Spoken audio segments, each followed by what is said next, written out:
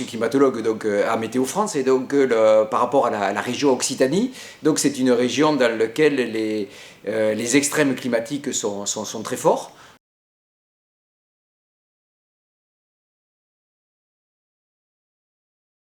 Que ce soit donc les températures extrêmes, donc c'est des records nationaux, que ce soit les précipitations extrêmes, là aussi des records nationaux, mais aussi la sécheresse.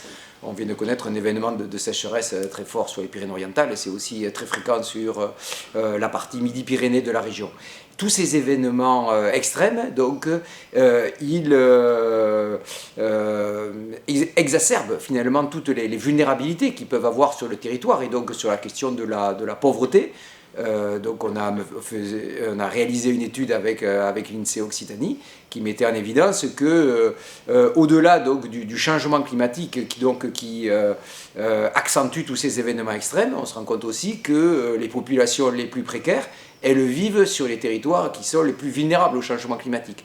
Donc le lien entre changement climatique et la question des inégalités sociales, la question de la lutte contre les pauvretés, c'est vraiment deux thèmes qui sont complètement liés.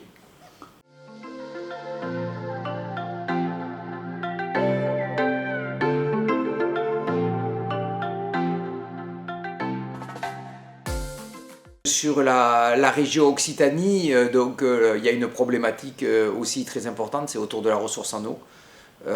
Et quand on pense changement climatique en Occitanie, il faut avoir en tête donc, cette diminution de la ressource en eau et finalement les tensions que cela peut amener donc, sur l'accès à cette ressource en eau. Donc moi je pense que c'est un enjeu majeur sur lequel il va falloir travailler.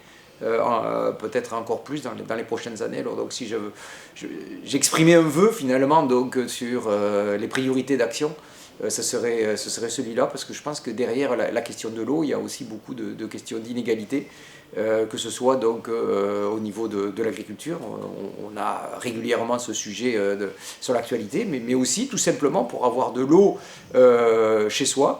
Et ce sont des choses qui ne vont plus forcément de soi dans un climat futur, et on a vu les tensions qui existaient en 2022. Donc c'est aussi des sujets sur lesquels moi je pense qu'il faut qu'on travaille collectivement.